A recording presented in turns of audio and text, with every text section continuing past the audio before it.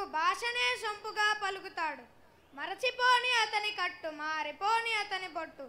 తెలుగు తల్లి ముద్దు బిడ్డలందరికీ నా హృదయపూర్వక నమస్కారాలు. తేనె వంటి భాష మన స్వచ్ఛమైన జాతి మనది. నేడు మనందరికీ పర్వదినం.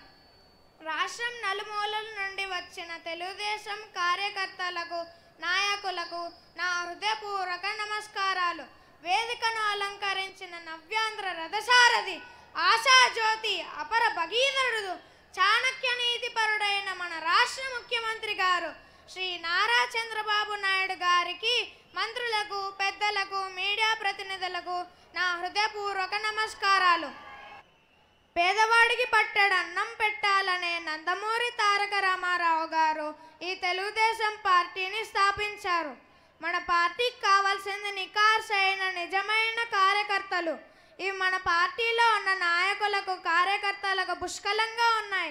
అందుకే ఇన్ని సంవత్సరాలుగా ఇంత ఘనంగా మహానాడును నిర్వహించుకుంటున్నాం. కష్టం వచ్చిన నష్టం వచ్చిన మేమున్నామని పార్టీకి అండదండలుగా ఉండి సదా పార్టీని ప్రజల్లోకి తీసుకువెళ్తున్న నాయకులు మన ముందున్నారు. ప్రతి ఒక్కరూ తెలుగుదేశం పార్టీ ప్రజల పార్టీగా, ప్రజల కోసం ఉన్న పార్టీగా మన తెలుగు జాతి అందరూ అనుకునేలా మనం కష్టపడుదాం. ప్రతి ఒక్కరూ దేశం నాకు ఏమి ఇచ్చిందని కాకుండా నేను దేశానికి ఏమి చేశాను అను దృక్పథంతో రాష్ట్రాభివృద్ధిలో భాగస్వాములై మన రాష్ట్ర ముఖ్యమంత్రి గారికి సహకరిద్దాం. చంద్రబాబు గారు 40 ఏళ్ల క్రితం రాజకీయాల్లో ప్రవేశించి సుదీర్ఘ అనుభవంతో సుదీర్ఘకాలం రాష్ట్ర ముఖ్యమంత్రిగా ఉండి రాజకీయ ప్రత్యర్థులకు కొరకురాని కొయ్యగా లక్ష్యాలు చేరుకోవడంలో అందనివాడుగా చెరగని ముద్ర వేశారు.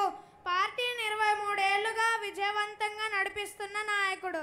అందుకే ఆంధ్రప్రదేశ్కు ఒక బ్రాండ్ అంబాసిడర్గా మారారు. దేశానికి విదేశీ ప్రముఖులు వచ్చా చంద్రబాబు గారిని కలిసి వెళ్ళేవారు. ఆంధ్రప్రదేశ్కు ఒక బ్రాండ్గా మారి ఎన్నో పరిశ్రమలను రాష్ట్రానికి తెచ్చారు. ఒక రాజకీయ నాయకుడికి నాతో ఏమి పని అని అనుకున్న బిల్ గేట్స్ చంద్రబాబు గారిని కలిశాక ఏకంగా మైక్రోసాఫ్ట్ డెవలప్మెంట్ సెంటర్నే పెట్టేశారు. వెనుకనే అనేక అంతర్జాతీయ సంస్థలు రావడంతో ప్రభుత్వ ఉద్యోగాలు తప్ప మరేమీ దొరకని రోజుల్లో ఒక తరం కొత్త దారిలో వెళ్ళడానికి చంద్రబాబు గారి ముందు చూపు ఉపయోగపడింది.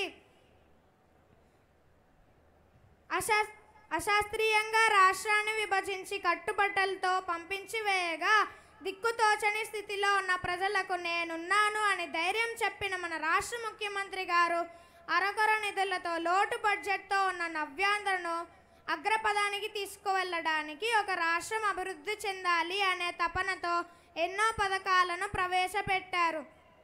ప్రతి ఇంటికి ఉచిత మంచినీటి సౌకర్యం కోసం ప్రతి గ్రామంలో సుజలాం సుఫలాంను తీసుకువస్తున్నారు.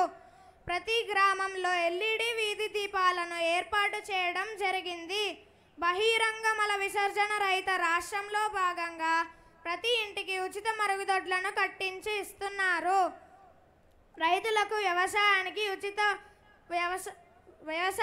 ఉచిత విద్యుత్తును అందిస్తున్నారు. పంటలకు బీమా సౌకర్యం కల్పిస్తున్నారు. గుడిలేని ఊరు ఉండవచ్చు కానీ బడిలేని ఊరు ఉండకూడదని ప్రతి గ్రామంలోనూ బడులను నిర్మించడం జరిగింది. బడికొస్తా కార్యక్రమంలో ప్రభుత్వ పాఠశాలలోని బాలికలకు ఉచిత సైకిళ్లు పంపిణీ చేసి వారి విద్యాభివృద్ధికి కృషి చేస్తున్నారు. ఇలా చెప్పుకుంటూ పోతే మరెన్నో పథకాలు మన ముందుకు తెచ్చి మన కోసం, మన కొరకు అండగా నిలిచినందుకు మనమంతా చంద్రబాబు గారికి రుణపడి ఉండాలి. ఈ పథకాలను ఉపయోగించుకొని ఉన్నత శిఖరాలకు ఎదగాలనే చంద్రబాబు గారి ఆకాంక్షను నెరవేరుద్దాం. ఏ రాష్ట్రంలో ఉన్న తెలుగు జాతి కష్టంలో ఉన్నప్పుడు అధికారాన్ని గెలిపిద్దాం. కార్యకర్తలారా మరొక్కసారి సదా తెలుగుదేశం పార్టీని గెలిపిద్దాం. కార్యకర్తలారా మరొక్కసారి సదా తెలుగుదేశం పార్టీని గెలిపిద్దాం. తెలుగు జాతి ఔన్నత్యానికి భాగస్వాములు అవుదాం. ఈ అవకాశం ఇచ్చిన పెద్దలకు శ్రీ చంద్రబాబు గారికి నా ధన్యవాదాలు.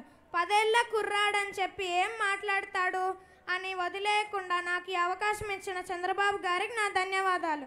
ఈ వీడియో మీకు నచ్చినట్టయితే లైక్ చేయండి, షేర్ చేయండి. మరిన్ని ఇంట్రెస్టింగ్ వీడియోస్ చూడడానికి మా ఛానల్ కు తప్పక సబ్స్క్రైబ్ అవ్వండి.